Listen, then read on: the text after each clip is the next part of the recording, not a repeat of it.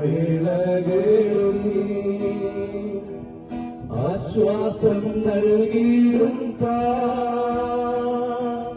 എന്നറിഞ്ഞു നീ യേശുവേ നോക്കിയ എന്നറിഞ്ഞ നമ്മ നൽകിയിടും എന്നറിഞ്ഞു നീ യേശുവേ നോക്കിയ എന്നറിഞ്ഞ നമ്മ നൽകിയിടും യേശു വിളിക്കുന്നു യേശു വിളിക്കുന്നു സ്നേഹമോടെ തൻ കരങ്ങൾ നീട്ടി യേശു വിളിക്കുന്നു സ്നേഹമോടെ തൻ കരങ്ങൾ നീട്ടി യേശു വിളിക്കുന്നു കണ്ണീരെല്ലാം തുടയ്ക്കും കണ്ണാടി പോലെ കാക്കും കണ്ണീരെല്ലാം തുടയ്ക്കും കണ്ണാടി പോലെ കാക്കും കാമേഘം പോലെ കഷ്ടങ്ങൾ വന്നാലും കരുതോടെ കാത്തിരും കാമേഘം പോലെ കഷ്ടങ്ങൾ വന്നാലും കരുതോടെ കാത്തിരും യേശു വിളിക്കുന്നു യേശു വിളിക്കുന്നു സ്നേഹമോടെ തൻ കരങ്ങൾ നീട്ടി യേശു വിളിക്കുന്നു സ്നേഹമോടെ തൻ കരങ്ങൾ നീട്ടി യേശു വിളിക്കുന്നു സകല വ്യാധിയെയും സുഖമാക്കും വല്ലഭൻ സകല വ്യാധിയെയും സുഖമാക്കും വല്ലഭൻ ആരായിരുന്നാലും ഭേദമേയും കൃപയാലതന്നെ കാത്തിരും ആരായിരുന്നാലും ഭേദമേയും കൃപയാലതന്നെ കാത്തിരും യേശു വിളിക്കുന്നു യേശു വിളിക്കുന്നു സ്നേഹമോടെ തൻ കരങ്ങൾ നീട്ടി യേശു വിളിക്കുന്നു സ്നേഹമോടെ തൻ കരങ്ങൾ നീട്ടി യേശു വിളിക്കുന്നു സ്നേഹമോടെ തൻ കരങ്ങൾ നീട്ടി യേശു വിളിക്കുന്നു.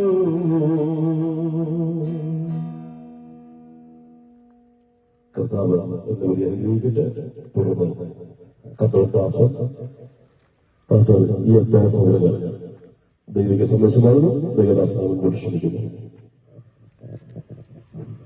മടക്കയ ജംഗ്ഷന്റെ സമീപ പ്രദേശങ്ങളിലായി ഞങ്ങളെ ശ്രദ്ധിക്കുന്ന എല്ലാ ബഹുമാന്യ ശ്രോതാക്കൾക്കും ലോകരക്ഷകനായ യേശുക്രിസ്തുവിന്റെ വിലയേറിയ നാമത്തിൽ ഞങ്ങൾക്കുള്ള സ്നേഹവന്ദനങ്ങൾ, സന്ധ്യാവന്ദനങ്ങൾ പ്രാരംഭമായി അർപ്പിക്കുന്നു.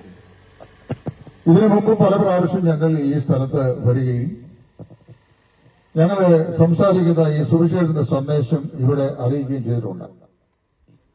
തദ്ദേശവാസികളായ നിങ്ങളുടെ നിസ്സീയമായ സഹകരണം, സാന്നിധ്യം ഇവയെല്ലാം ഓർത്ത് ഞങ്ങൾ നിങ്ങൾക്ക് നന്ദി പറയുന്നു. ഇന്നും നിങ്ങൾ പലരും ഞങ്ങൾക്ക് മുഖവരിയുമുള്ളവരാണ്. നിങ്ങളുടെ വിലപ്പെട്ട സാന്നിധ്യം പരിമിതമായ മിനിറ്റുകളിലേക്ക് ദൈവനാമത്തിൽ ഞങ്ങൾ സ്വാഗതം ചെയ്യുകയാണ്. ഞങ്ങളിവിടെ അറിയിക്കുന്ന സന്ദേശം ഒരു മതത്തിന്റെ സന്ദേശമല്ല, ഒരു തത്വശാസ്ത്രമല്ല, ഒരു രാഷ്ട്രീയ മീമാംസയല്ല, മറ്റ് യാതൊരു സംവിധാനങ്ങളുമല്ല. ഞങ്ങൾ അറിയിക്കുന്നത് മനുഷ്യ ജീവിതത്തിൽ ആവശ്യമായി മനുഷ്യൻ അറിഞ്ഞിരിക്കേണ്ട ഒരു ആത്യന്തികമായ സത്യത്തെ സംബന്ധിച്ചാണ് പരിമിതമായ ചില വാർത്ത ഓർപ്പിക്കുവാൻ ഞാൻ ആഗ്രഹിക്കുന്നു.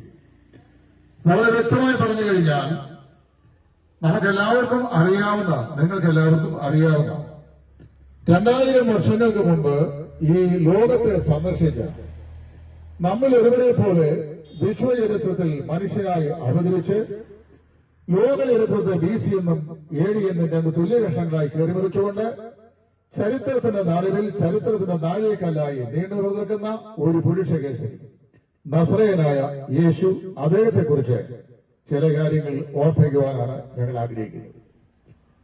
നിങ്ങൾ ഒരുപക്ഷെ ചിന്തിക്കുന്നുണ്ടാവും, ഞങ്ങൾക്ക് ഈ കാര്യങ്ങളൊക്കെ അറിയാമല്ലോ. നിങ്ങൾക്ക് അറിയത്തില്ല എന്ന് ഞങ്ങൾ ഒരിക്കലും പറയുകയില്ല, നിങ്ങൾക്ക് ഇതൊക്കെ അറിയാം. എന്നാൽ ആവർത്തിച്ച് ഇത് നിങ്ങളെ ഓർപ്പിക്കുക എന്നുള്ളത് ഞങ്ങളുടെ ദൗത്യത്തിന്റെ ഒരു ഭാഗമായതുകൊണ്ട് ഞങ്ങൾ വാസ്തവത്തിൽ ഇത് വീണ്ടും അറിയിക്കുന്നു. നിങ്ങളെ ഞങ്ങൾ സ്നേഹിക്കുന്നു. അതുകൊണ്ടാണ് ഈ സന്ദേശം ആവർത്തിച്ച് ഞങ്ങൾ പറയുന്നത്.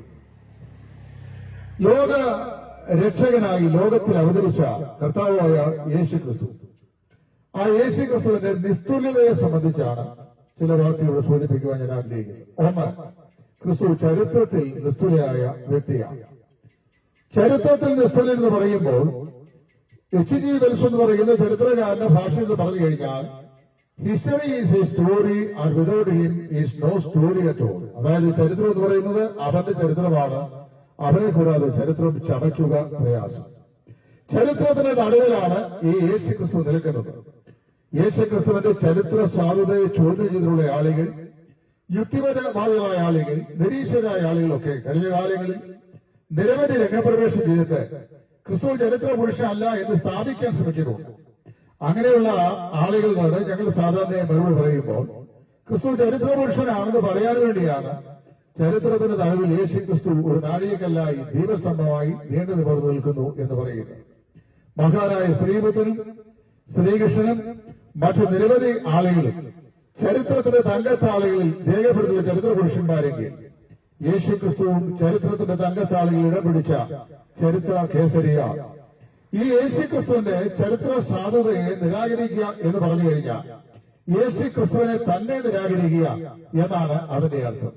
അപ്പൊ അങ്ങനെയാണെങ്കിൽ എന്താണ് യേശു ക്രിസ്തുവിന്റെ പ്രത്യേകത? കർത്താവായ യേശു ക്രിസ്തുവിന്റെ പ്രത്യേകതകളിൽ അക്കമിട്ട് എണ്ണി 4 എണ്ണം പെട്ടെന്ന് കമ്പിവാദ്യം പോലെ ഒപ്പിക്കാൻ ഞാൻ ആഗ്രഹിക്കുകയാണ്. ഒന്ന്, യേശു ക്രിസ്തുവിന്റെ അവകാശവാദങ്ങൾ നിസ്തുല്യമാണ്. ലോകത്തിൽ ഇന്ന് വരെ ജനിച്ച് ജീവിച്ച് മരിച്ചു മാറ്റപ്പെട്ടിട്ടുള്ള യാതൊരു മഹാന്മാരെക്കാളും അധികം മനുഷ്യ ഹൃദയങ്ങളെ സ്വാധീനിച്ച അവകാശവാദങ്ങൾ ലോകത്തോട് അറിയിച്ച ദിവ്യ പുരുഷനാണ് കർത്താവായ യേശു. എന്താണ് യേശു ക്രിസ്തുവിന്റെ അവകാശവാദം? യേശു ക്രിസ്തു പറഞ്ഞു, ഞാൻ വഴിയും സത്യവും ജീവനും ആകുന്നു. ഞാൻ വഴിയും സത്യവും ജീവനും ആകുന്നുവെന്ന് ലോകത്തിൽ ഒരു മതപുരുഷനും ഇന്ന് വരെ പറഞ്ഞിട്ടില്ല.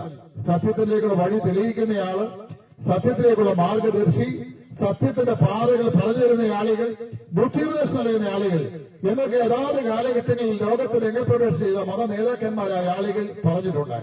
എന്നാൽ ഞാൻ വഴിയാകുന്നു, ഞാൻ സത്യമാകുന്നു, ഞാൻ ജീവനാകുന്നു എന്ന് ലോകത്തോട് ഉറക്കെ പ്രഖ്യാപിച്ച പുരുഷവിശേഷമാണ് കർത്താവായ യേശു. വിശുദ്ധ യോഹന്നാന്റെ സുവിശേഷം 14-ാം അധ്യായത്തിലെ 6-ാം വാക്യത്തിൽ യേശു ക്രിസ്തു ഇപ്രകാരം പറഞ്ഞു, ഞാൻ തന്നെ വഴിയും ഞാൻ തന്നെ സത്യവും ഞാൻ തന്നെ ജീവനും ആകും. 2, യേശു ക്രിസ്തു പറഞ്ഞു, ഞാൻ രക്ഷയുടെ ഏക വാതിലാകും. രക്ഷപ്പെടാനുള്ള ഏക മാർഗം എന്ന് പറയുന്നത് കർത്താവായ യേശുവാണ്. ഇത് ഞാൻ പറയുമ്പോൾ ഒരു ദൃഷ്ടാന്തം സാധാരണയായി പറയാറുണ്ട്. ഞങ്ങളുടെ ദേശത്ത്, ഞാൻ ജനിച്ചു വന്ന ദേശത്ത് തൊട്ട് ഇതുപോലെ കവലയിൽ ഒരു പലവിധ സാധനങ്ങൾ കച്ചവടം ചെയ്യുന്ന ഒരു നല്ല സ്നേഹിതനുണ്ടായിരുന്നു. അദ്ദേഹം ഞങ്ങളുടെ ഒരു സുഹൃത്തായിരുന്നു.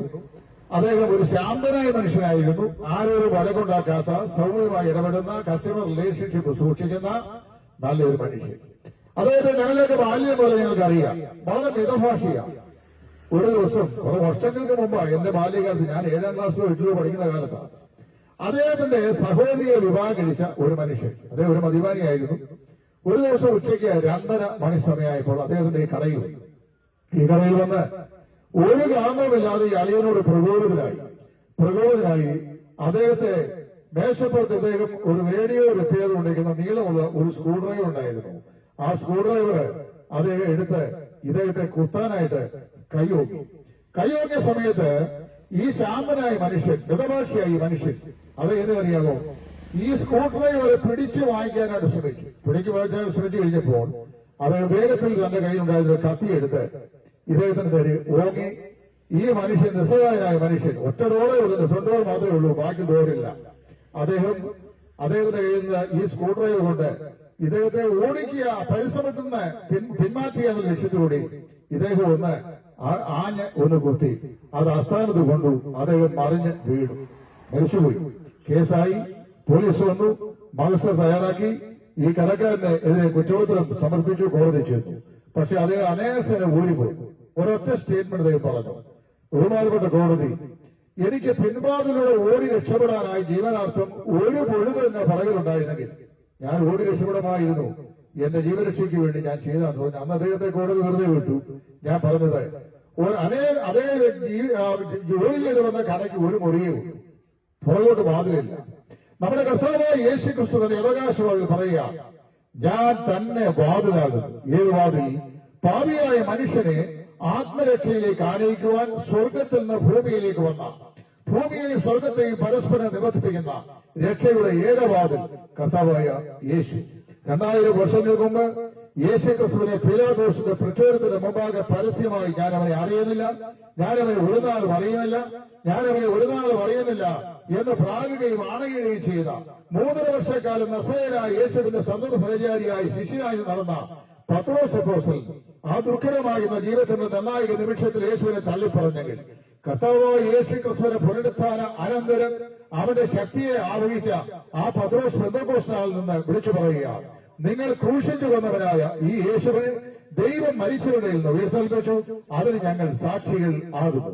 അതായത് തന്റെ സകല ഭയവും ഒഴിഞ്ഞു മാറ്റിവെച്ചിട്ട് സധൈര്യം ക്രൈസ്തവ വിശ്വാസത്തെ എതിർത്തുവന്ന യഹൂദ പരീക്ഷകളുടെ നേരെ തിരിഞ്ഞെന്ന് പറയുക, നിങ്ങൾ ക്രൂശിച്ചു കൊന്ന ഈ നസറേയനായ യേശുവിനെ ദൈവം മനുഷ്യരിൽ നിന്ന് ഉയർത്തെഴുന്നേൽപ്പിച്ചു.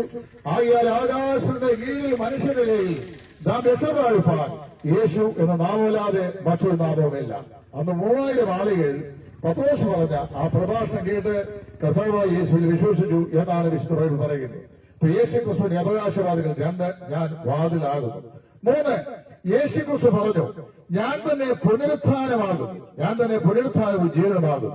സാധാരണ മനുഷ്യൻ മരിച്ചാൽ അവിടെ കൊണ്ട് മനുഷ്യ ജീവിതത്തിന് പര്യവസാനം സംഭവിച്ചു എന്നാണ് സ്വാഭാവികമായി ഞാൻ നിങ്ങൾ വിശ്വസിക്കുന്നത്. എന്നാൽ മനുഷ്യൻ അങ്ങനെയല്ല. മനുഷ്യ ജീവിതത്തിന്റെ അപ്പുറത്തേക്ക് മനുഷ്യന്റെ ജീവിതമുണ്ട്. അതായത് മരണം കൊണ്ട് മനുഷ്യന്റെ ജീവിതത്തിന് തിരശ്ശീല വീഴുന്നത് ഇവിടെ മാത്രമാണ്. ഈ ജീവിതത്തിന്റെ അപ്പുറത്ത് മനുഷ്യന് ഒരു ജീവിതത്തിന്റെ കണ്ണിന് തുടർച്ചയുണ്ട്. ആ ജീവിതത്തെ സംബന്ധിച്ച് വളരെ അസന്നിഗ്ധമായി ലോകത്തോട് പ്രഖ്യാപിച്ച അതുല്യ പുരുഷേശ്വരിയാണ് യേശു. യേശു പറഞ്ഞു, ഞാൻ തന്നെ പുനരുത്ഥാനവും ജീവനും ആകുന്നു. ഞാൻ മുഖാന്തരമല്ലാതെ ആരും പിതാവിന്റെ സന്നിധിയിൽ, അതായത് സ്വർഗസന്നിധിയിൽ എത്തിച്ചേരുന്നില്ല. പ്രിയമുള്ളവരെ, നമ്മുടെ കർത്താവായ യേശു പറയുകയാണ്, മരണം മനുഷ്യന്റെ അവസാനമല്ല, മരണത്തിന്റെ അപ്പുറത്തേക്ക് തിരശ്ശീല വീഴപ്പെട്ടു എന്ന് ചിന്തിക്കുന്ന മനുഷ്യൻ, നിരാശപ്പെട്ട മനുഷ്യന്റെ ജീവിതത്തിലെ പ്രത്യാശയുടെ കിരണം സംഭാവന ചെയ്ത ഒരേ ഒരു മനുഷ്യനാണ് കർത്താവായ യേശു. അദ്ദേഹം പറയാണ്, ഞാൻ പുനരുത്ഥാനവും ജീവനുമാകുന്നു. കർത്താവ് പറഞ്ഞു, എന്റെ അടുക്കൽ വന്ന് എന്നിൽ വിശ്വസിക്കുന്നവരെ ഒരു നാളും മരിക്കുകയില്ല. കർത്താവായ യേശു പറഞ്ഞ മറ്റൊരു തത്വശാസ്ത്രമാണ്. അങ്ങനെ യേശു ക്രിസ്തു തന്റെ അവകാശവാദങ്ങളിൽ ചരിത്രത്തിലെ ഏറ്റവും നിഷ്ഠുരനായ വ്യക്തി പ്രഭാവമാണ്. അപ്പൊ ക്രിസ്തുവിനെ ഞങ്ങൾ പ്രസംഗിക്കുന്നതിന്റെ ഒന്നാമത്തെ കാരണം അദ്ദേഹം ചരിത്ര പുരുഷനാണ്. 2, അദ്ദേഹം തന്റെ അവകാശവാദങ്ങളിൽ നിസ്തുല്യനായ വ്യക്തിയാണ്. ഇനി 3, യേശു ക്രിസ്തു പ്രവചന രേഖകളിൽ നിസ്തുല്യത വഹിക്കുന്ന പുരുഷേശ്വരിയാണ്. എന്താണ് യേശു ക്രിസ്തുവിനെ കുറിച്ചുള്ള പ്രവചനങ്ങൾ? ധാരാളം പ്രവചനങ്ങൾ കർത്താവായ യേശുവിനെ കുറിച്ച് യേശു ചരിത്ര പുരുഷനായി ജനിക്കുന്നതിന് മുമ്പ് തന്നെ വിശുദ്ധ വേദപുസ്തകത്തിൽ എഴുതിയിട്ടുണ്ട്. കർത്താവായ യേശു ഈ ലോകത്തെ സന്ദർശിക്കുന്നതിന് 4000 വർഷങ്ങൾക്ക് മുമ്പ് വേദപുസ്തകത്തിലെ പ്രഥമ പുസ്തകമായ ഉൽപ്പത്തി പുസ്തകം അതിന്റെ 3-ാം അധ്യായത്തിന്റെ 15-ാം വാക്യത്തിൽ ഇപ്രകാരം എഴുതിയിട്ടുണ്ട്, സ്ത്രീയുടെ സന്തതി സർപ്പത്തിന്റെ തലയെ തകർക്കും. അത് കർത്താവായ യേശുവിനെ കുറിച്ചുള്ള പ്രഖ്യാപനമായിരുന്നു. അത് കഴിഞ്ഞ് പുറപ്പാട് പുസ്തകത്തിലേക്ക് വരുമ്പോൾ ലോകത്തിന്റെ ലോകൈക രക്ഷകനായി വീണ്ടെടുപ്പുകാരനായി വെളിപ്പെടുവാൻ പോകുന്ന ഒരു മെസ്സിയായെ, അതായത് ഒരു രക്ഷകന്റെ ആഗമനത്തെ കുറിച്ച് ഇസ്രായേലിന്റെ നേരം രാഷ്ട്രീയ നേതാവായിരുന്ന മോശ പ്രഖ്യാപിച്ചതായി നാം വായിക്കുന്നു. പിന്നെയും തുടർന്ന് വായിക്കുമ്പോൾ നിങ്ങളുടെ ദൈവമായ യഹോവ എന്നെ പോലെ പുരുഷനെ നിങ്ങളുടെ വീണ്ടെടുപ്പിനായി നിങ്ങളുടെ കയ്യിൽ നിന്ന് എഴുന്നേൽപ്പിച്ചു തരും എന്ന് പ്രഖ്യാപിച്ചിട്ടുണ്ട്. ഉൽപ്പത്തി പുസ്തകത്തിന്റെ ഒടുവിലത്തെ താളുകൾ വായിക്കുമ്പോൾ അതിന്റെ 49 അധ്യായത്തിലേക്ക് വരുന്ന സമയത്ത് അവൻ ഇസ്രായേൽ എന്ന് പറഞ്ഞ ജനതയുടെ നടുവില് യാക്കോബിന്റെ മക്കളിലാകുന്ന യഹൂദയുടെ ഗോത്രത്തില് ദാവീദിന്റെ സിംഹാസനത്തിന് ശാശ്വത അവകാശിയായി ലോകത്തിൽ ജനിക്കും എന്ന് മുൻകൂട്ടി പ്രഖ്യാപിച്ചിട്ടുണ്ട്.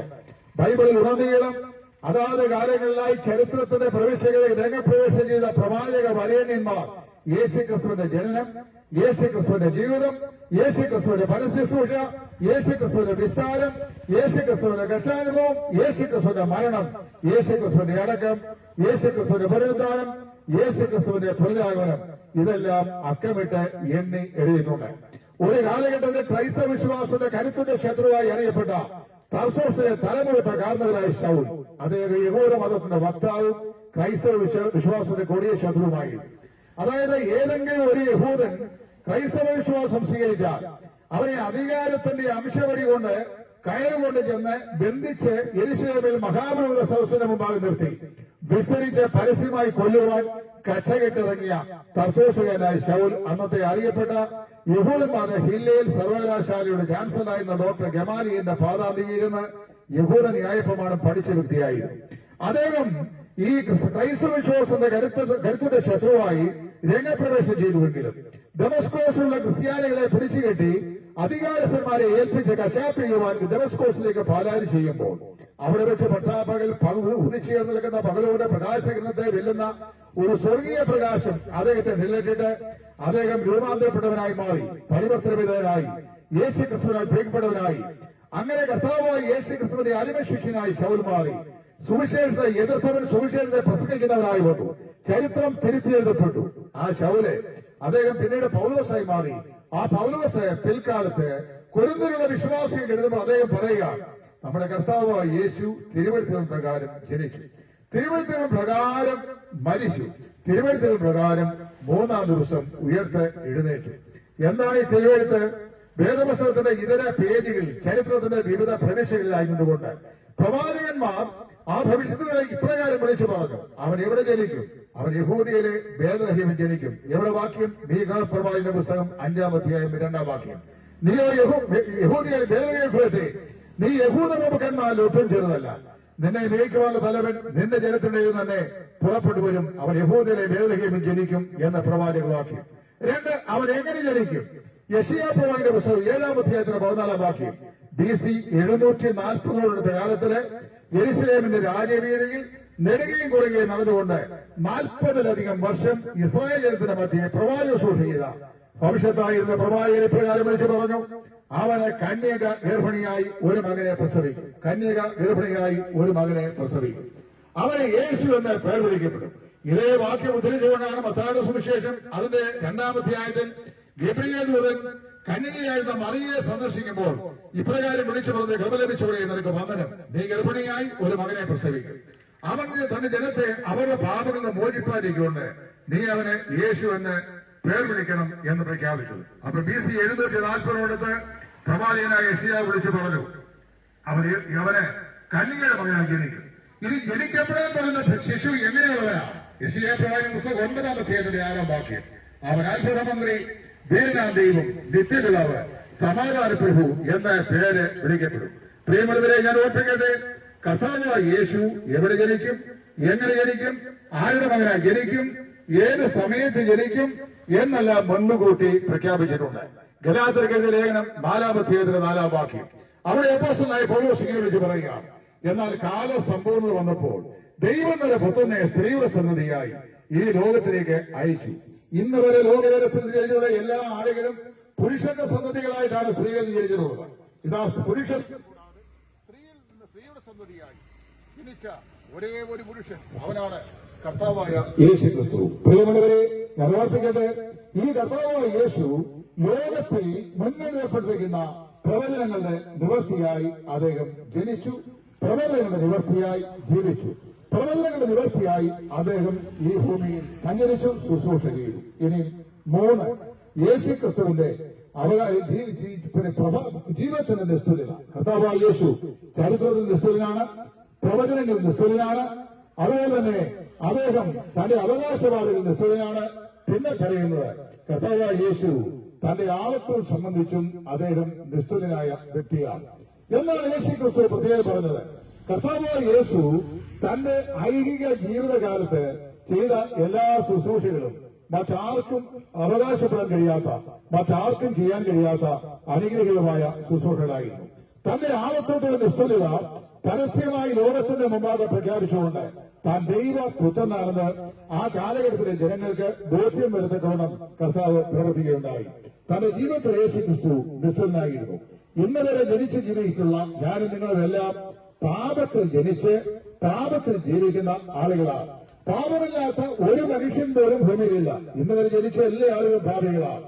എന്നാൽ യേശു ക്രിസ്തു തന്നെ പരക്കെ വിമർശിക്കുന്ന പരീക്ഷപക്ഷത്തിന്റെയും ശാസ്ത്രീപക്ഷത്തിന്റെയും നെഞ്ചിന് നേരെ വില ചൂണ്ടിക്കൊണ്ട് അത് ഇപ്രകാരം ചോദിച്ചു, നിങ്ങളിൽ ആർക്ക് എന്നെ പാപത്തെക്കുറിച്ച് ബോധപ്പെടുത്താൻ കഴിയും? ആരും യേശു ക്രിസ്തുവിനെ കുറിച്ച് പാപത്തെക്കുറിച്ച് ബോധ്യപ്പെടുത്തതായി നമ്മൾ വായിക്കുന്നില്ല. അപ്പൊ യേശു ക്രിസ്തു തന്റെ ജീവിതത്തിൽ നിസ്തുലനായിരുന്നു. പാപമില്ലാത്ത പവിത്രനായ നിർമ്മലനായ ദൈവത്തിന്റെ കുഞ്ഞാട് എന്ന് ശത്രുക്കളും മിത്രങ്ങളും ഒരുപോലെ സാക്ഷ്യം പറഞ്ഞ ഒരേ ഒരു പുരുഷൻ കർത്താവായ യേശു. ഇനി അടുത്തത് കർത്താവായ യേശു ക്രിസ്തു മരണത്തിലും നിസ്തുലനായിരുന്നു. എന്താണ് യേശു ക്രിസ്തുവിന്റെ മരണത്തിന്റെ പ്രത്യേകത? നാം എല്ലാവരും ഈ ലോകത്തിൽ ജനിച്ചതുകൊണ്ട് നമ്മൾ മരിക്കുന്നു. ഒരിക്കൽ ജനിച്ചവർ ഒരിക്കൽ മരിച്ചേ മതിയാകുള്ളൂ. മരിക്കാൻ ഇഷ്ടമല്ലെങ്കിലും മരിച്ചേ മതിയാകുള്ളൂ. കാരണം ഒരിക്കൽ മരിക്കുകയും പിന്നെ ന്യായപതിയും ദൈവം മനുഷ്യർക്കായി നിയമിച്ചിരിക്കുന്നു എന്ന് വേദപുസ്തകം പറയുന്നു. മാറ്റമുള്ള ഈ ലോകത്തിൽ ദൈവത്തിന്റെ മാറ്റമില്ലാത്ത രണ്ട് നിയമങ്ങളിൽ ഒന്നാണ് ഒരിക്കൽ മനുഷ്യൻ മരിക്കുക, പിന്നെ ന്യായം വിധിക്കപ്പെടുക എന്നുള്ളത്. എന്നാൽ കർത്താവായ യേശുവിനെ സംബന്ധിച്ചിടത്തോളം ലോകത്തിലെ മനുഷ്യവർഗത്തിന്റെ പാപത്തിന്റെ പരിഹാരത്തിനായി മനുഷ്യന്റെ പകരക്കാരനായി മരണമേറ്റെടുക്കുവാൻ ഈ ലോകത്തിൽ മനുഷ്യനായി അവതരിച്ച കർത്താവായ യേശു അദ്ദേഹം മരണത്തിലും നിസ്തുലനായിരുന്നു. എന്താണ് കാരണം? യേശു ആ കാലഘട്ടത്തിലെ അറിയപ്പെട്ട യഹൂദിയ ദേശത്തിലെ ഗലീല പ്രവിശ്യയുടെ ഗവർണറായിരുന്ന പിലാദോസിന്റെ നീതിന്യായ കോടതിയുടെ മുമ്പാകെ പരസ്യമായി വിസ്തരിക്കപ്പെട്ടു. മരണശിക്ഷയ്ക്കുള്ള കുറ്റമൊന്നും അദ്ദേഹം ചെയ്തിട്ടില്ല എന്ന് വ്യക്തമായി പിലാദോസിന് ബോധ്യമായിട്ടും പിലാദോസിനെ മരണശിക്ഷയ്ക്കായി ക്രൂശിപ്പാൻ ഏൽപ്പിച്ചു കൊടുത്തു. അങ്ങനെ യഹൂദന്മാരുടെ ആഗ്രഹപ്രകാരം യേശുവിനെ മരണത്തിനായി ശിക്ഷ വിധിച്ചു. അവനെ മരണത്തിനായി ഏൽപ്പിച്ചു. കാലിനുംപാളികളാൽ ഇടത്തും വലത്തും രണ്ട് കള്ളന്മാർ നടുവേ കർത്താവായ യേശു കൊള്ളക്കാരനെ പോലെ ക്രൂശിതനായി. അരിമത്തിയിലെ യോസേഫ് എന്ന് പറയുന്ന ഗലീലയിലെ മന്ത്രി യേശുവിനെ രാത്രിയിൽ സന്ദർശിച്ച രഹസ്യ ശിഷ്യനായ നിക്കോദിമോസും ചേർന്ന് യേശുവിന്റെ പിലാത്തോസിനടുക്കൽ വന്ന് അവന്റെ ഭൗമശരീരം ഏറ്റുവാങ്ങി. യഹൂദന്മാരുടെ ശവസംസ്കാര രീതി അനുസരിച്ച് 100 രാത്രി സുഗന്ധ ലേപനങ്ങളുടെ അകമ്പടിയോടെ അവന്റെ ഭൗമശരീരം ഈ അരിമത്തിയിലെ യോസേഫിന് തനിക്ക് വേണ്ടിയും കുടുംബത്തിന് വേണ്ടിയും പാവയിൽ വെട്ടിയുണ്ടാക്കി കല്ലറയിൽ സംസ്കരിച്ചു. ഭാരവേറിയുടെ കല്ല് അതിന്റെ വാതിൽക്കളെ പൊഴുതിൽ ഉരുട്ടിയിട്ടു. റോമാ സാമ്രാജ്യത്തിന്റെ അധികാരത്തിന്റെ മുദ്ര കൊണ്ട് അത് മുദ്രിതമാക്കി.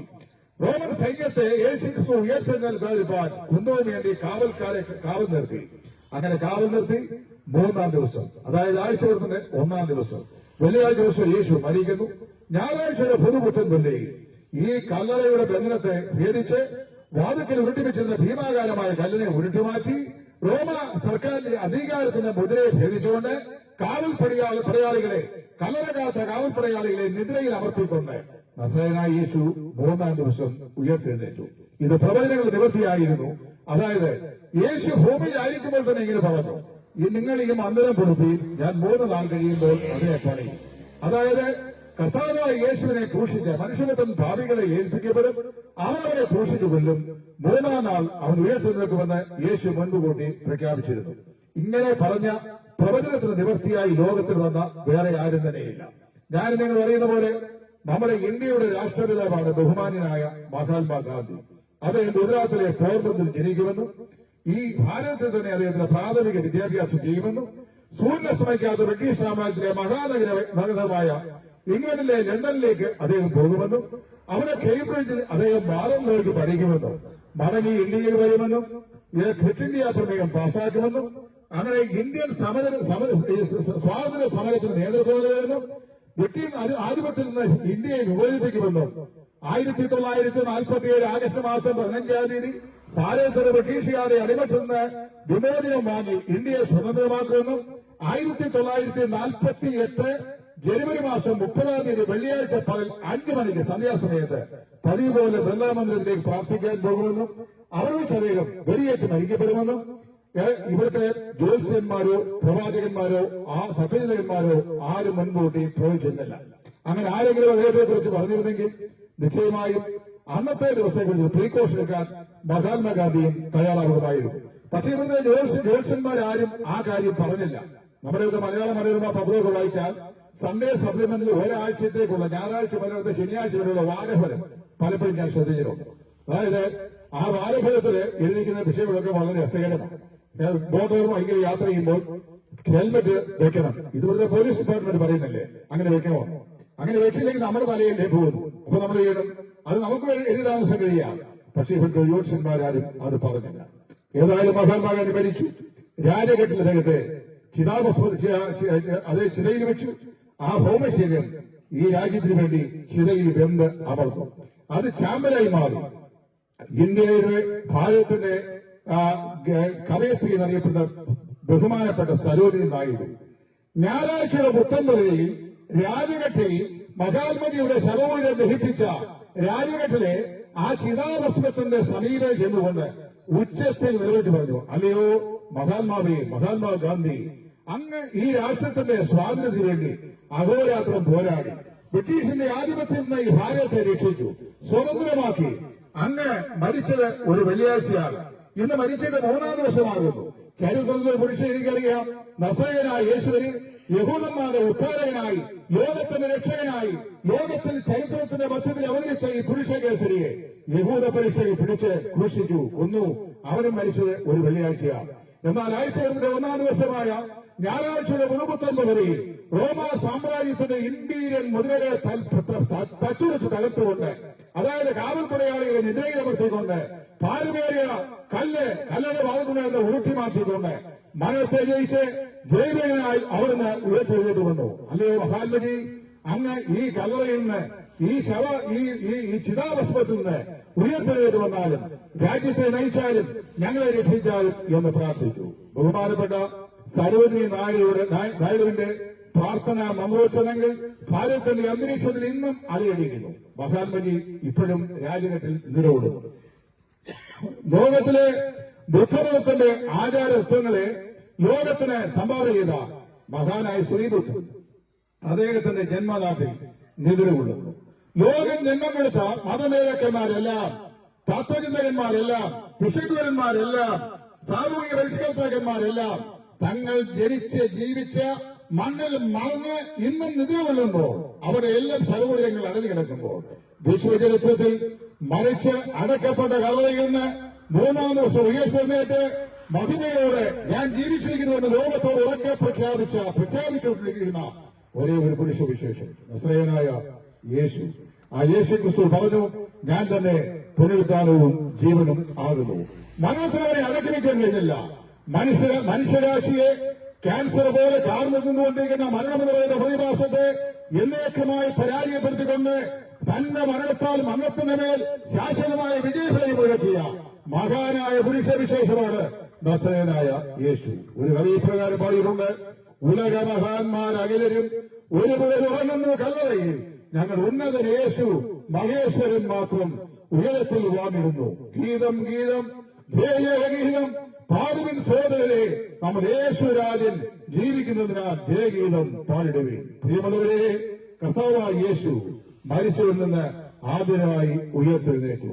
ക്രിസ്തു യേശു ചരിത്രത്തിൽ നിസ്തുല്യൻ, യേശു ക്രിസ്തു അവകാശവാദത്തിൽ നിസ്തുല്യൻ, യേശു ക്രിസ്തു തന്റെ ജീവിതത്തിൽ നിസ്തുല്യൻ, കർത്താവായ യേശു ക്രിസ്തു മരണത്തിൽ നിസ്തുല്യൻ, കർത്താവായ യേശു പുനരുത്ഥാനത്തിൽ നിസ്തുല്യൻ. ഇനി പുനരാഗമനത്തിലും അവർ നിസ്തുല്യരാണ്. കർത്താവ് ഭൂമിയിൽ നിന്ന് തന്റെ അടിമ ശിഷ്യന്മാർ കാണുക ആകാശനേയങ്ങളിൽ നിന്നിട്ട് സ്വർഗാരോഹണം ചെയ്യപ്പെടുമ്പോൾ ആ കർത്താവിനെ വേർപാടിൽ അന്താളിച്ചിരുന്ന ശിഷ്യവൃത്തങ്ങളെ നോക്കി പറഞ്ഞു, ഗലീല പുരുഷന്മാരെ, നിങ്ങൾ ആകാശത്തേക്ക് നോക്കി നിൽക്കുന്നത് നിങ്ങളെ വിട്ട് സ്വർഗാരോഹണം ചെയ്തതിനായി നിങ്ങൾ കണ്ട യേശുവിനെ അവൻ എങ്ങനെ പോകുന്നവനായി നിങ്ങൾ കണ്ടുവോ, അങ്ങനെ തന്നെ അവൻ മടങ്ങി വരും. കർത്താവായ യേശു ഈ ഭൂമിയിലായിരുന്നപ്പോൾ പറഞ്ഞു, നിങ്ങൾ എന്നിൽ വിശ്വസിപ്പീൻ, എന്റെ പിതാവിനെ വിശ്വസിപ്പീൻ, ഞാൻ നിങ്ങൾക്ക് സ്ഥലമൊരുക്കുവാൻ പോകുന്നു. ഞാൻ പോയി സ്ഥലമൊരുക്കിയാൽ ഞാനിരിക്കുന്ന അതേ ഇടത്തിൽ നിങ്ങളിരിക്കേണ്ടതിന് പിന്നെയും വന്ന് നിങ്ങളെ എന്റെ അടുക്കൽ ചേർത്തുകൊള്ളും. ലോകത്തിലെ ഏതെങ്കിലും ഒരു രാഷ്ട്രീയ നേതാവ് തങ്ങളിരിക്കുന്ന കസേരയിൽ തങ്ങൾക്ക് വേണ്ടി കൊടി പിടിക്കുന്ന അണികളിരിക്കുവാൻ ഏതെങ്കിലും ഒരു രാഷ്ട്രീയ നേതാക്കന്മാർ ആഗ്രഹിക്കാറുണ്ടോ? ഉണ്ടെങ്കിൽ ആവർത്തിച്ച് ആ കസേരയിൽ അവർ തന്നെ ഇരിക്കുമോ? ഇല്ല. എന്നാൽ യേശുക്രിസ്തു പറഞ്ഞു, ഞാൻ മടങ്ങി വരും, ഞാൻ നിശ്ചയമായി മടങ്ങി വരും. ആ കാലാകാലങ്ങളിലായി തങ്ങളുടെ ജീവിതത്തിൽ എന്നെ രക്ഷിതാവും കർത്താവുമായി സ്വീകരിക്കുന്ന നിങ്ങളെ ഞാൻ വന്നാൽ ഞാൻ കൈക്കൊണ്ട് ഞാനിരിക്കുന്ന അതേ ഇരിപ്പിടത്തിൽ എന്നോടൊപ്പം തേജസ് നൽകി, എന്നോടൊപ്പം പ്രകാശം നൽകി, എന്നോടൊപ്പം പദവി നൽകി ആ സിംഹാസനത്തിൽ ഞാൻ നിങ്ങളെ ഇരുത്തും. ഈ വാഗ്ദത്തം പറഞ്ഞിട്ട് കർത്താവ് പോയിട്ട് 2000 വർഷങ്ങളായി. തന്നെ മടങ്ങുന്നതിനായി ഒരു ജനത്തെ ഒരുക്കുവാൻ തന്റെ അരുമ ശിഷ്യന്മാരോട് യേശു കൽപ്പിച്ചു, നിങ്ങൾ ഭൂലോകത്തിലൊക്കെയും പോയി സകല സൃഷ്ടിയോടും ഈ സുവിശേഷം അറിയിക്കും. ആ വലിയ കൽപ്പനയുടെ നിയോഗ നിവർത്തി എന്ന നിലയിലാണ് ചെറുപ്പക്കാരായ ഞങ്ങൾ ഇവിടെ വന്ന് ഈ കവലയിൽ മടുക്കയിലുള്ള ഞങ്ങളുടെ അസ്ഥിയും അസ്ഥിയും മാംസവും മാംസവുമായ നിങ്ങളോട് ഈ ജീവസന്ദേശം അറിയിക്കുന്നത്.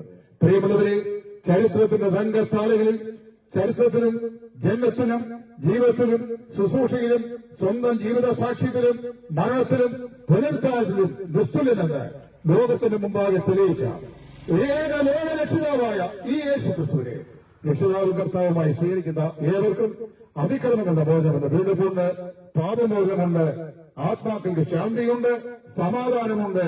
നാം ആഗ്രഹിക്കുന്ന ശാന്തിയും സമാധാനവും നമുക്ക് നൽകുവാൻ കർത്താവായ യേശുക്രിസ്തുവിന് കഴിയും. വിശ്വാസത്താൽ നിങ്ങളുടെ ഹൃദയങ്ങളെ അവനായി സമർപ്പിക്കുക. കർത്താവിന്റെ ഭാവിയായ ഒരു മനുഷ്യനാണ്. എന്റെയും കൂടെ പാപത്തിന്റെ പരിഹാരത്തിന് വേണ്ടിയാണ് അങ്ങ് കാലിലെ ഗോൾഗോളായി പാപപരിഹാരമായി യാഗമായി തീർന്നത് എന്നെ പൂർണ്ണമായി വിശ്വസിച്ച് എന്റെ ശരീരാത്മദേഹികളെ, എന്റെ ഹൃദയത്തെ തന്നെ ഞാൻ അങ്ങേക്കായി സമർപ്പിക്കുന്നു. അങ്ങേ എന്റെ ജീവിതത്തിന്റെ രക്ഷിതാവും കർത്താവുമായി ഞാൻ സ്വീകരിക്കുന്നു എന്ന് പറഞ്ഞുകൊണ്ട് പത്രോസ് അപ്പോസ്തലൻ പറഞ്ഞ അതേ വാചകം ആവർത്തിക്കാൻ ഓർപ്പിച്ചുകൊണ്ട് എന്റെ വാക്കുകൾക്ക് വിരാമം കുറിക്കുകയാണ്. മറ്റൊരുത്തരിലും രക്ഷയില്ല. നാം രക്ഷിക്കപ്പെടുവാൻ ആകാശത്തിന്റെ കീഴിൽ മനുഷ്യരെ നൽകപ്പെട്ട വേറൊരു നാമവുമില്ല. അസഹനായ യേശുവിന്റെ നാമം അതിശ്രേഷ്ഠമായ നാമം, ഇമ്പനാമം, രക്ഷിക്കുന്ന നാമം ഈ കർത്താവായ യേശുവിൽ വിശ്വസിച്ച് ആത്മരക്ഷ പ്രാപിച്ച് വരുവാനുള്ള ഭയാനകമായ നിത്യനായിരുന്നു ഒഴിഞ്ഞു പോകുവാൻ നിങ്ങൾക്ക് ബുദ്ധിപ്രതിഷ്ഠിക്കൊണ്ട് ഇതുവരെ ഞങ്ങളെ സദയം ശ്രദ്ധിച്ച് നിങ്ങൾക്ക് എല്ലാവർക്കും കർത്താവ് നാമത്തിൽ ഒരിക്കൽ കൂടി ഞങ്ങൾ നന്ദിയെ പ്രകാശിപ്പിച്ചുകൊണ്ട് എന്റെ വാക്കുകൾക്ക് ഇവിടെ ഞാൻ വിരാമം കുറിക്കുന്നു. ദൈവനാമം എന്നേക്കും ബോധപ്പെടുമാറാകട്ടെ. ആമേൻ.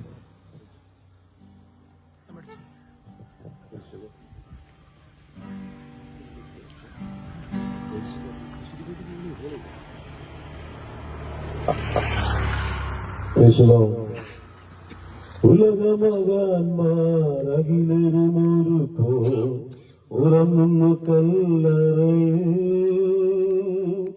ഉലകമകാന്മാരകിലൊരു പോ ഉറങ്ങുന്നു കല്ലറയിൽ.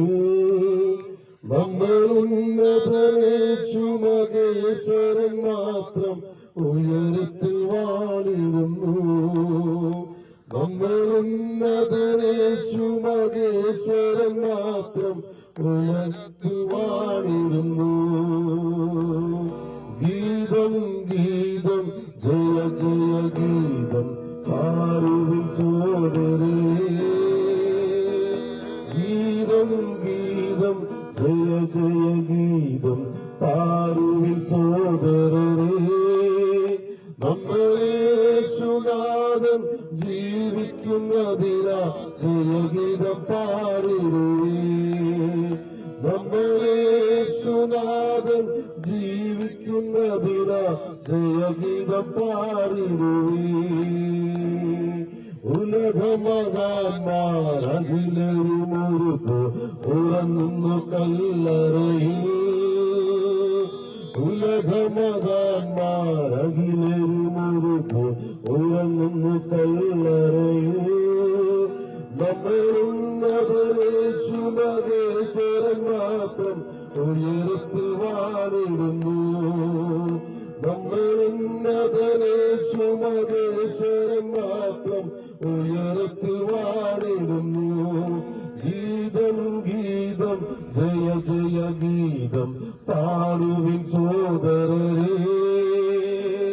ഗീതം ഗീതം ജയ ജയ ജയഗീതം പാടുവിൻ സോദരരേ, നമ്മളെ സുരാജൻ ജീവിക്കുന്നതിനാ ജയഗീതം പാടുവീ. നമ്മളെ സുരാജൻ ജീവിക്കുന്നതിനാ ജയഗീതം പാടിടുവീ.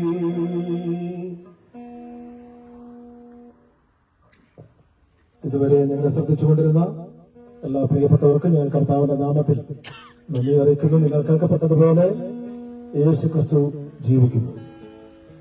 യേശുക്രിസ്തു മാനവജാതിക്ക് വേണ്ടി ഇന്നും സ്വർഗത്തിൽ ജീവിക്കുകയാണ്.